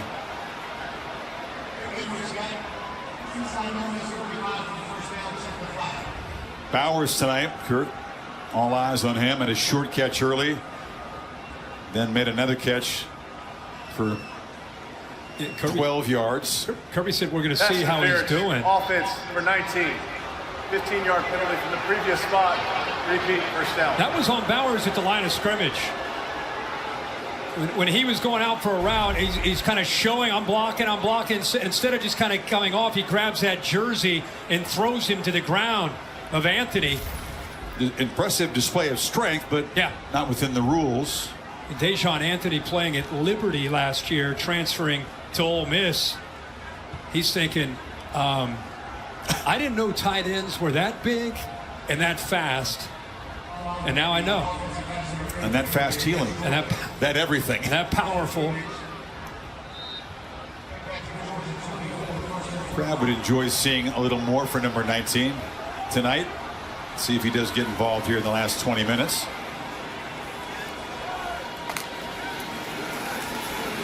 Beck has all kinds of time. Flips it down short. And it's Oscar Delp. Did a really good job filling in for the 2 games when Bowers was out. He's a pretty good athlete himself. Sophomore from Cumming, Georgia. Holly? Well, guys, Ladd McConkey's just gone into the injury tent for the Georgia Bulldogs, and this is a bad thing because it's been so exciting to see he and Brock Bowers on the field at the same time. I saw him get up slow after the first play of this drive. It looks like a lower leg injury. There was blood dripping down his left calf. Didn't look too serious, but I'll keep you posted. Blood dripping down his left calf. Thank you for painting that vivid picture, Holly. Back injury was the issue that cost McConkey early in the season. And now, Lovett running free. Dominic Lovett hurtling down inside the Rebels 25. Well, that's where they attack. McConkey's down, so Lovett has to step up in between those hash marks. It's where Carson Beck picks up a lot of his yards in those seam routes. Open, the middle of that field is wide open. He sees it, and man, he throws that ball so well. You got a flag at the end, 43-yard gain. He was shoved. Late hit, defense, number 3. It's a frustration penalty from Dejon Anthony. Your friend from Liberty. Wasn't that rough, but it was unnecessary, Bill. Yeah, look at the middle of that field and look at that football. And now you give a talented receiver a chance to pick up a lot of yards, make these guys tackle, which has been a problem for him, and there's the push to be tapped on at the end of the play. Yeah, it was a correct call. It just, like you said, frustration. Set up from the 12 to just about finish off the Rebels here. No, there's just no relief for that Ole Miss front, trying to somehow find a way to hang in there and get a stop against this. Yeah. Called the wave of humanity that Georgia throws at you. Right. How about 1st and 25? No problem. You know, you get behind the sticks, no issue at all. When they protect any quarterback, but especially Carson Beck with his accuracy and with the receivers and the way he spreads it around, you're at the mercy of 15. What he wants to do. And he's so rarely been pressured this season. A few cracks in the pass pro a week ago. It's been cleaned up tonight. Back fade and trying to get the ball to Thomas there. Prince was in coverage. You know, I know the quarterback coach down in Jacksonville that works with Carson Beck. That's where he's from, Denny Thompson. He does a great job along with Will Hewitt. And they've been bragging to me about Carson Beck for the last couple years and what he can do, even though he's had to sit behind Stetson Bennett. And they are right. I mean, we've seen it all year. I just love that he waited his turn. A lot of these guys had to wait their turn. They play with kind of a chip on their shoulder, even though they're back-to-back defending champs. He said, I didn't win that. Yeah. I didn't win that. He's motivated. This team's motivated. 3rd and 7. I throw the back shoulder of Thomas. It's incomplete. Jamari Walton in coverage. There is no flag, and it's 4th down. Pretty tight coverage. I think he knows Walton is expecting that back shoulder. You see Walton starting to kind of work back to the threat of the back shoulder. Bill, what do you think of that one? A flag for pass interference would have been The right call? definitely supported. It was a little jersey grab. I think that folks here agree. So on comes Woodring. He has been kicking extra points tonight for his first field goal attempt from 27.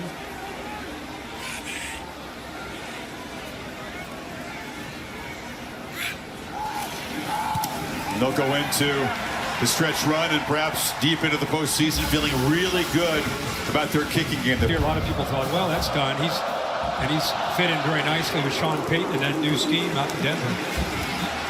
Bentley wants to set up the Rebels with some field position, dropped at the 28.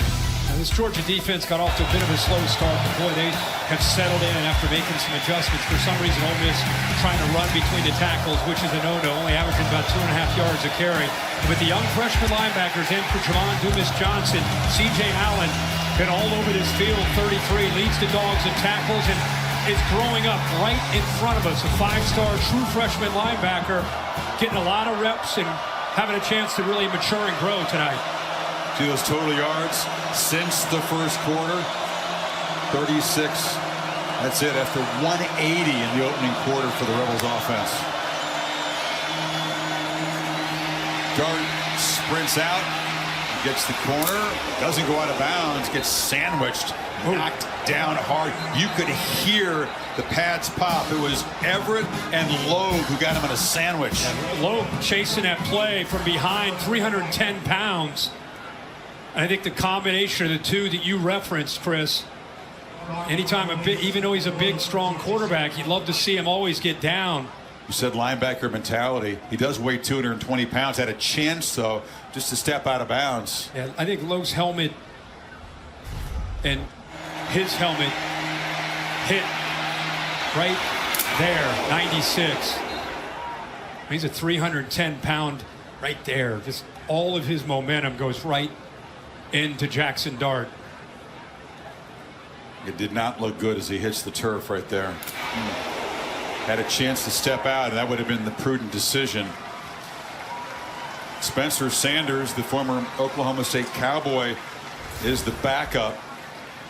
He's had limited duty, has played in 6 games, but he's a guy who has 41 starts in his career, won 30 games in Stillwater for Mike Gundy's team. But definitely has not the power of Dart, but has some quickness. Hands off to Judkins. They've just not had any success inside. Outside the tackles, which has been the weakness of the Dogs' defense, they've had success. Yeah, what, almost 7 yards a carry outside the tackles, but Here in these last 2 or 3 possessions, it's been mostly between the tackles where they haven't had much luck. There's movement. New quarterback comes in. Although for the most part, the problem for this Rebels offensive line has not been a lack of poise on the road. Start. Offense for 56. 5-yard penalty. Guys doing the best they can with injuries in and out, shuffling dudes who are at different positions. Yeah. It's just been protecting against the Dogs' relentless front. And you got Reese McIntyre right now at center, 56. He's the backup. Caleb Warren, the starting center. He's over at right guard. I mean, they've been shuffling this offensive line almost by the series. I know they cross-train, but it's a tough thing on the road against this group. Sanders, an inaccurate throw, kind of a low pitch to Trey Harris. Lassiter in coverage, tough guy to beat, and his 4th down. Tough guy to beat and a tough thing to do when you're sitting around for 2.5 quarters cold, and you come in and you got to make a throw on 3rd down in about 7 or 8 against Lassiter.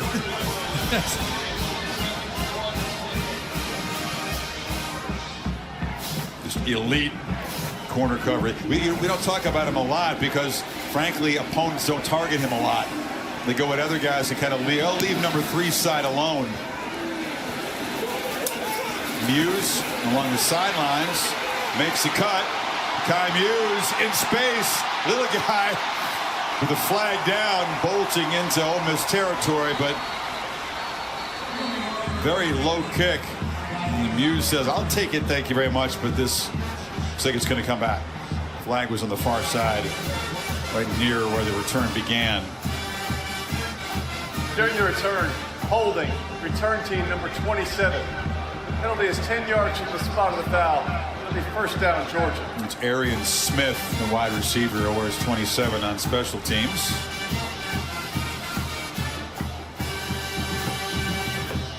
Kirby has high standards. He's grumpy about stuff. He's going to be coaching as the man that he learned a little bit from. Nick Saban does right to the final play, and you know Kirby knows that everybody's going to be patting him on the back. You won the East. Congratulations. Oh, no. Tennessee's terrible. We go up to Knoxville. No, I'm not going to want to listen to it. No. Isn't it rat poison? You listen to that? Yep.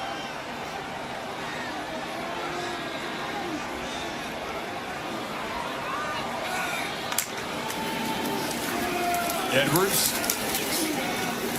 Short game. Hammer back. Holly, what can we learn about the condition of Jackson Dart over there? Well, guys, when he went into the injury tent, I saw him holding his left collarbone, shoulder everywhere.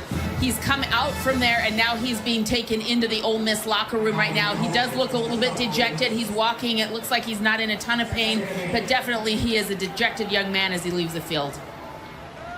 Yeah, if it's a collarbone, that's certainly not good news. And when you play the game like you're a linebacker and you take your hits, Dylan Bell in the backfield is Beck launches downfield, and that's Bowers trying to make a one-handed catch with Anthony in coverage. Wow. No flag.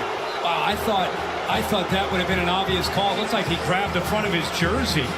Anthony's had a tough match. I remember I said the transfer from Liberty. He said, wow, I didn't know tight ends could be this big and fast. Watch your jersey pull. Man, Brock Bowers doesn't argue hardly ever. He looked around like, can I get a call here? You do whatever you can to try to defend 19, right? So it's 3rd down and 7.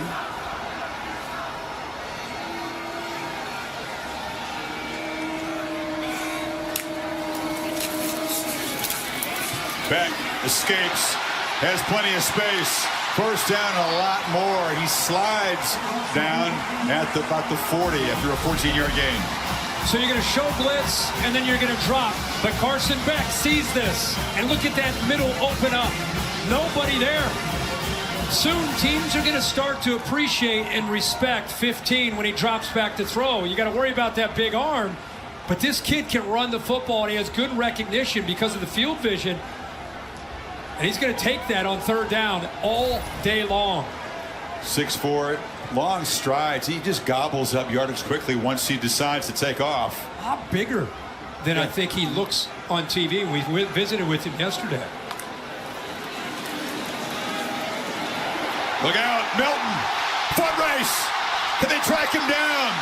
They finally do, but Kendall Milton way over 100 yards on a huge night with these dog running backs. 51 yards more. Watch these combination blocks by the offensive line. Really good job in the interior. Van Brand is able to help out. Van Brand is the leader of that front. They work so well together. This offensive line, I know the backs are getting all the yards, but if I'm Kirby Smart, I'm giving Stacy Searles and this offensive line the game ball. These guys have dominated the point of attack. So many yards before contact. Milton and Edwards will be the first ones to tell you, hey, give all the credit to the big fellas up front. Edwards is now in the game. He's got a couple touchdowns as well. Tackled at the 7. And it's not just that they're big. I know they recruit great players. What's unique about the offensive line here is how they're in rhythm. They're in sync, they have continuity, and they're healthy.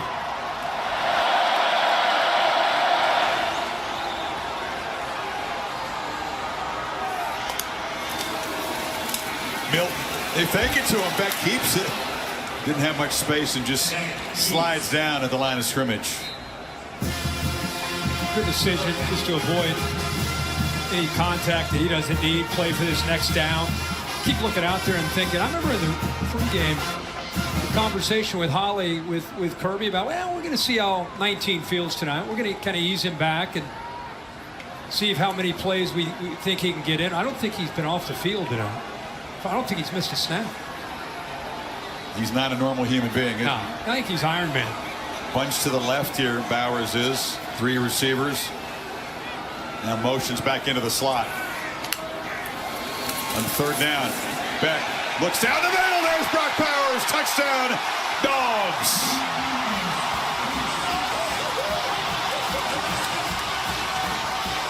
He is Iron Man, as you call him. There's Iron Man right on cue. I love that Beck saw what he wanted to see. He adjusts the protection up front, gets that set. Then he tells Bowers, hey, Bowers, we got the matchup we want. Come on down. I got everything taken care of. We're going to do a little pump, little stutter and go, little pump, and then nice throw. Perfect timing. And finally, 19 gets into the end zone after that layoff. Jeremiah Jean-Baptiste, linebacker, was overmatched there, as so many are, trying to cover number 19. And this display by the Dogs, yeah, Ole Miss, it wasn't the most stout defense, but they did hold Alabama in check, and they won at Auburn, and now the Dogs have scored 31 unanswered. Bowers looks back. This is BYU football. Texas, meanwhile, off to Iowa State next week. Remember, Tennessee beat them 66-21 a year ago, so that was payback. Bentley around the left side. Eli's salty in a good way. Yeah, I love it. Talked about the divisions being clinched. Bama emphatically doing so. Georgia goes to Tennessee. The Ramblin' Wreck just down the road in Atlanta to wrap up the regular season. And 3 weeks from today, the collision that will most likely decide the spot in the playoff as well as the conference championship. Yeah, you and I were talking at the break about the committee watching these kind of games. They saw Michigan look great on the road and take care of Penn State despite all those distractions. Looked like the team that we kind of thought they were, and against better competition. Ohio State's up big 38-3 right now. Georgia obviously impressive. Getting tougher and tougher to rank these teams late in the year.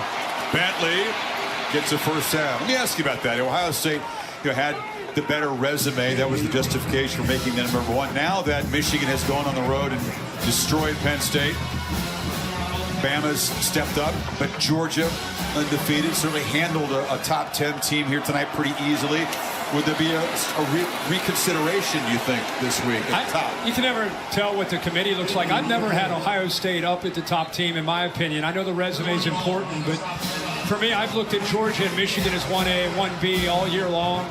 And I think that just continues at this point to be the case, in my opinion. I'd put Ohio State at 3 or 4. Don't forget about Washington out west. And they keep playing great competition, too, and they keep winning football games. Absolutely. We'll see the Huskies next Saturday night at Oregon State. High snap. Spencer Sanders again is in for Jackson Dart. knocked out of the game. Tyke Smith brings him down. And the only reason you put Alabama down is, this is the team early in the year. You and I were in Tuscaloosa when they lost to Texas. Next week at USF, they're struggling. They're trying to find a quarterback, and now look at it. Jalen Milroe's one of the great stories of the year. Their defense has grown up. Cannot wait for Atlanta to see Bama and Georgia go head-to-head. Sanders, 3rd and 10, escapes. Long way to go now. Slings it short. Prescore's got the football. Came close to crossing the line of scrimmage, but it's an illegal catch for a first down. And that's Spencer Sanders. You feel the difference in the offense. First of all, just handling the snap. They blitz, but he's got not the power, but the quickness and the twitch to be able to get out of there in a hurry, and then he finds the open big tight end. Boy, these snaps are high. He had to show athletic ability. Went up and batted it down and keep it in play. Picks up a yard. Like you say, batted it to himself. He doesn't have a chance to secure it, so he just kind of, let me try to get a fingertip on that and happen to bring it back down to himself, and then somehow gets a couple yards. Last thing you need against the defense closing in fast is they have to take time collecting the snap. 2nd and 9. Judkins hit hard right at the 40 and knocked down there. It'll be 3rd down. Dan Jackson on the tackle. Georgia in-game adjustments. The resiliency that they played with early in this game, it looked like we had a shootout. I mean, remember that? Ole Miss goes down, scores, Georgia scores, Ole Miss scores. It was like, wow, this Georgia defense, without Jamon Dumas-Johnson's going to be in trouble. They settled down, made the adjustments, and they've been a different defense the rest of the game. Play fake. Sanders launches far sidelines. A battle for the football. Did he come down with that? Wow! Dayton Wade went up and grabbed a one-handed catch over Everett. How in the world did he catch as he throws his right hand up there? Oh my gosh, what a catch.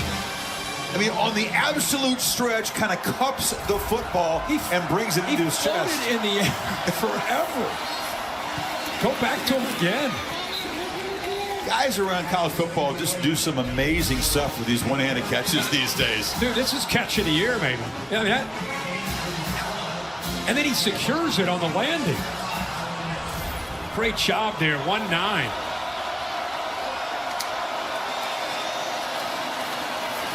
Sanders running all the way, spins back out of one tackle and then gets met by C.J. Allen and Raylan Wilson. Both freshman linebackers in there right now. Yeah, Raylan Wilson and C.J. Allen, get used to those names. That will be the middle of this defense once Smile Munden moves on. Those guys are future superstars, just young players flying around learning. 3rd and 4. Sanders and the Rebels try to make this look more respectable here early 4th quarter. Another high snap. He tried to hand the ball off to Wade in a sweep, but the snap prevented it, and he just has to eat it. Remember the backup center, Reese McIntyre, has been in there for much of the second half with Caleb Warren moving over to guard because they've had some injuries. That football sails again up high. Sanders is athletic about it, but it disrupts the timing. Plays over. He wanted to hand that to Wade on the jet sweep. Couldn't get it to him. So Caden Davis comes in for a field goal attempt to cut the lead to 28. And he does it.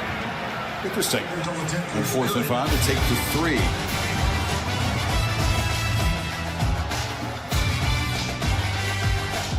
Tape room.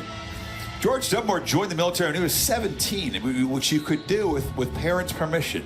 Thank you, gentlemen, for your service. Bill is first class when it comes to no doubt his specialist duties here in the booth. Fair catch. We've talked a lot about Brock Bowers coming back tonight. He's helped this offense. He takes 2 safeties here, opens it up for Ladd McConkey. So the attention paid to Bowers helps that one. There's that jump cut. Great to see that ankle feeling good. Takes a big hit. This is just uncommon.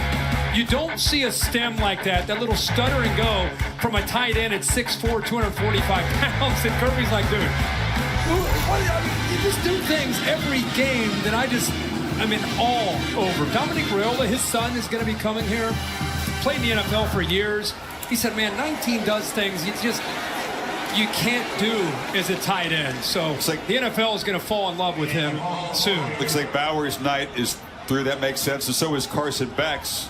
Carson finishes with another efficient night, 18 to 25, another 300-yard game, a couple touchdowns. Did have the one pick late in the first half, but fourth game with 300 yards passing, and also as a runner he was effective. Imagine stepping into the shoes of Stetson Bennett after he wins back-to-back national championships. Got off to a little bit of a slow start like anybody would. Once they found their identity, new offensive coordinator, had some injuries, and now he's become the strength of how they attack. Now Redbeard, Brock Vandegrift comes in, the sophomore on a Bogart, Georgia. Holly? Well, guys, just to put a bow on Brock Bowers' night, it's not normal that this young man came back 26 days after that surgery, but he's not normal. His teammate Carson Beck told us in 3 years that he's been with him, every single time they run a drill in practice, Brock has never lost. He is an exceptional young man. He never wants to lose, even if it's just a random drill on a random day in practice. It's the kind of standard he's set, and him pushing himself helps push this Georgia Bulldogs team. Yeah, he leads, with deeds, not words. Yeah, I was going to say, he's the quietest guy on the team. I got a hello out of him yesterday. Good job out of you. That was good work. Yeah. This is Andrew Paul. Were you in there pumping iron? Were you moving some iron? 28. Man, I didn't know. Crazy. I didn't know if he would play after the hit that he took last week. Goodness. And it's great to see him back. And you can make a case that that guy's playing as well as anybody in the country. 200 rushing yards. Look out! Roderick Robertson has joined the party. Number 0, the freshman running back, shows his burst. And here's a pin and pull to the left here. Watch the 23 and 17. They seal it. And then you got a couple big linemen getting out in front there. Looked like Micah Morse trying to get down there to help out. How about that freshman? Look at those legs. The dude weighs 240 out of San Diego. You know when you don't have him on, you're looking down at your board and you got like 4 or 5 backs listed, and here comes old Robinson. They just bring in another one. Yeah, he's the 5th string guy, and I mean, look at the true freshman. Oh. He's been in the squat rack already here. Found the weight room. It's hard to miss. It's a pretty huge weight room. They're just adding on too to everything here. That's the way it goes in the arms race. Yeah, a couple recruits were here pregame too on the field. Is that A couple dozen. Is that the most I think I've ever seen? Last home game. It's a celebration in Athens, and they'll hit the road to Tennessee, and then, of course, to Atlanta. Lawson Lucky, another true freshman tight end, gets in the game. I think he's the next one. Lawson Lucky is an impressive-looking guy at 6'3", 240. You have Oscar Delp, but you watch the teams that recruit tight ends and keep them involved in the pass game. And you find those guys that can be in line to be physical and help you set the edge and run the football in the outside zone play, and then also get involved in the pass game. It's a real weapon. Now they got another true freshman tight end of the game, a 6'7" Pierce Sperlin, number 88's in there. Cash Jones is the back. He gets a carry. Cash is knocked down to the 9-yard line. Yeah, they've done a decent job stacking recruiting classes on top of each other. It's pretty incredible how they built this team. You talk about the 4- and 5-star guys. There are 42 on the roster. That's 3rd most after Alabama, Ohio State. Ole Miss has a respectable number of guys who came in touted 18 4- and 5-stars. That's still less than half of what this Georgia roster has. It's more to it than stars. I get it, but you look at the teams that recruit well, there's a closer and closer alignment to how they do on the field. That's respectable on the left. It's just not competitive with 42. Yeah, and you could put anybody on that left graphic, and the exception of maybe Alabama. Who else would you put up? Ohio State. Yeah. There aren't many. 4th and 1, offense on the field. And they got him to flinch. And that free play to the end zone, they tried to get Jackson Meeks there, but the Rebels jumped offside. Offside, defense number 51. Penalties after this is the goal. Results in a first down. That's Vandegrift with that hard count with the clap. Pulls them over, gets the free play, misses that, but does get the first down. Ole Miss will drop to 8-2. Still a really terrific season they put together here. You play at Tuscaloosa and at Athens, same season. That's rugged. That would be their 2 losses. They win at Auburn. You get the virtual bye, ULM next, and then the Egg Bowl Black Friday on the road in Starkville, but an excellent chance to get back to 10 wins. And the big difference tonight, Lane Kiffin will see it when he studies the film, is just the first quarter line of scrimmage was in their favor offensively. In the last 3 quarters, they just were dominated in the trenches. Vandergriff tried to get him to jump offside again. They wouldn't bite this time. First and goal, pitch to the edge. Paul cuts back and scores. Andrew Paul is in the scoring column. Redshirt freshman, his first touchdown. And Georgia going over 600 yards of total offense with that score. And Chad Lindbergh, the tackle, Spurlin, the third, outside. Had a lot of success on that outside play, relying on that back to stretch it and then find the alley and accelerate through it. Throw anybody back there right now. They're going to run the football and have success. It's the 5th rushing touchdown for the Dogs, who've amassed almost 300 yards on the ground tonight. You said they're getting healthy for the stretch run. Lockmore, number 77, tragically killed in an automobile accident after the celebratory moment here at Sanford Stadium last January. You folks in the ice bath, yeah, you if available on the Ole Miss side, I love that. I don't love it, but I try to do it. It's hard. Hudson Wolf down the middle makes the catch. It's therapeutic, my friend. I do the plunge. Yeah. And I'm telling you, I try to go 3 minutes, and after a minute, you can kind of get numb. You got to meditate. Well, I'll work with you at the breathing technique. Yeah, you're going to have to coach me up on that. I go all the way to the neck. Arms in is a different level. You got to go head. You got to get your head underwater. At the end of it, yeah, that's what you do. Spencer Sanders, a nice looking run. Holly, you love offensive line as much as anybody on the planet. It's a party down there on the Georgia sideline at this point. They're having a blast, and I actually went over there and said, hey, who broke that whiteboard? And they said, we did. Every offensive line started yelling, we did that together. I can tell you this, they spent an entire period at practice on Thursday doing hand drills. It looked like UFC meets wax on, wax off. Stacey Searles does the best job with this offensive line. They're deep, they roll a lot of guys, but they are engaged, and I love it. They've destroyed this whiteboard down here, and that's not easy to do, guys. That was a fun drill to watch. You talk about violent hands, heavy hands, We've strike power, all those things the linemen like to talk about. The offensive line, we've said it a few times now, they're a fun group.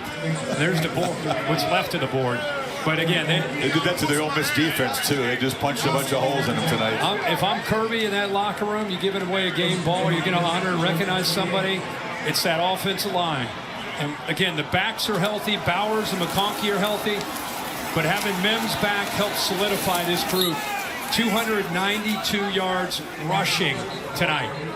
And when you can run the football in this offense for Mike Bobo, and you put Beck in these receivers in favorable matchups, he didn't get touched tonight. And it'd be interesting to see, excuse me, Kirk, because as great as this is, as comprehensive as this performance was against a top 10 team, having won the division already, Tennessee coming off a loss, as Sanders launches down to the end zone, a battle there. No flag thrown, trying to get it to Braylon Brown. You still got to go to Knoxville. You don't need it to get to Atlanta, but you need it to stay perfect, and that's all Kirby cares about. And they're going to hear all week that Tennessee's terrible, and they should kill them, and Kirby's going to be fighting against that. Obviously, he does it every week. Makes sure that his team is focused, and Tennessee still has talent. It's a different Tennessee team. They're a team that has to play defense and run the football. I don't know how well that'll work against this Georgia team now that they're healthy.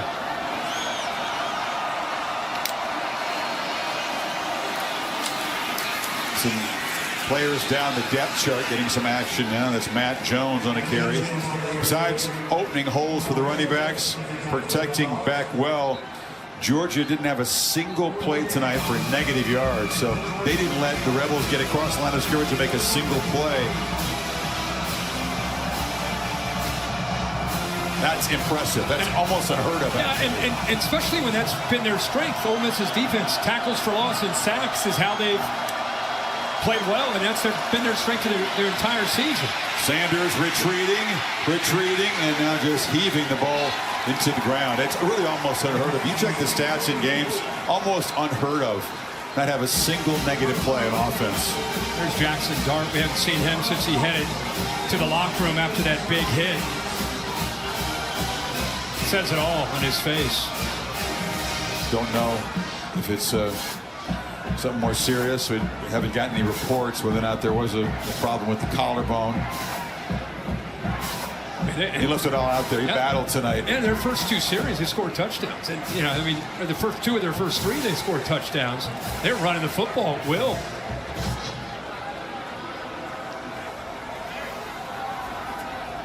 Rain picking up here. What do you think Carson? Dogs got to finish this off. Where's Carson Beck stack up there with quarterbacks in the country right now? I mean, you got a lot of good players this year. But you're talking about a guy that's the head man of this offense that's competing for a SEC championship and possibly a national championship. I don't know on a national level if he gets the recognition and hype that he deserves. I think you're right. I mean, he's not going to win a statistical comparison to a lot of guys, including Jaden Daniels in his conference. You figure Daniels is going to be the all-SEC quarterback, but Beck doesn't care about that. He says the stat, I think, is underrated for quarterbacks. Wins. W's. Yeah, wins. I was impressed with how he walked into the room yesterday. You and I have never had a chance to sit down with him in a production meeting. He hasn't done a lot of them until this year, and he just came in. There was just kind of an aura about this guy has, after waiting all that time behind Stetson Bennett, this guy's incredibly driven and motivated to be the guy for this team and will do whatever they ask him to do. It's not just about throwing for a bunch of yards. So Bowers comes back, looks great. Beck efficient, but the big fellas up front plowing right through the Rebels defense.